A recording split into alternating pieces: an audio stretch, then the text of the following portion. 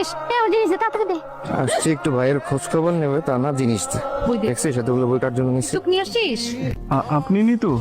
আপনি আমার নামও জানেন? ও তো সারা রাস্তা আপনার কথা বলতে বলতে আসলো। তার মানে ওর সারা রাস্তা আমার নামে বদনাম করতে করতে আসছে, এটা তো সমস্যা কি? আসতে না আসতে দুই ভাই বোনের ঝগড়া শুরু হয়ে গেছে। আমি বদনাম করি না, আমি মারবো কিন্তু। ওরা ঝগড়া করুক, তুমি চলো আমার সাথে।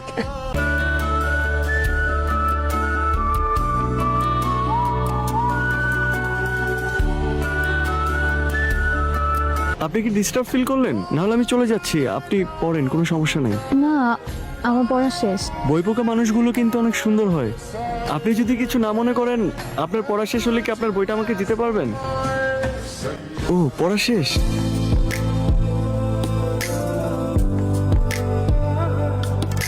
আসি।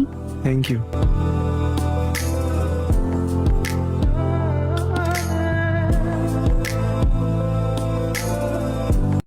কি তুমি তো কিছুই খাইতেছো না?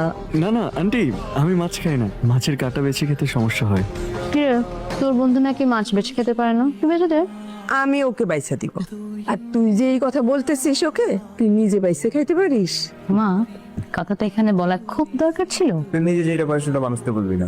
তো তুই কখনো ওকে মাছ বেছে দিছিস? ঢাকা থেকে আসি খালি আমাকে জানানোর জন্য। এই পানি ঢেলে দে। একটু ঝোল দে তোমাকে। হ্যাঁ জি।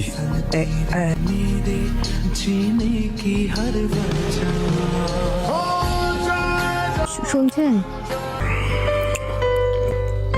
শুনছেন? জি জি। আপনার খাবারগুলো ঠান্ডা হয়ে যাচ্ছে, নাস্তা দিয়েছি তো, বাসায় কেউ নাই, আমিও বের হয়ে যাব, আপনি একটু উঠে খেয়ে নিন। জি।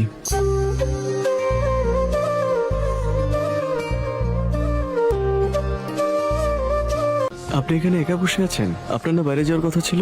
হ্যাঁ, যাইনি। কেন? ভাবলাম আপনি বাসায় একা থাকবেন তাই। আপনি কি সবসময় বইয়ের মধ্যেই থাকেন?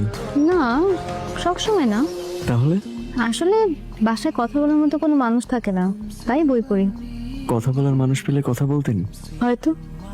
যারা জীবনে তাদের কথা বলার মানুষ পায় না, আর তারা যখন পায় তখন তাদের জীবনের সমস্ত কথা তাকে বলে।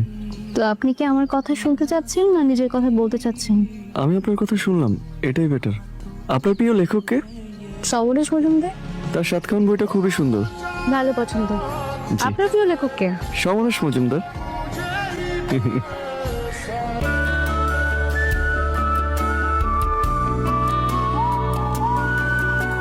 আপনার সাথে আমার আগে দেখা হলে ভালো হতো।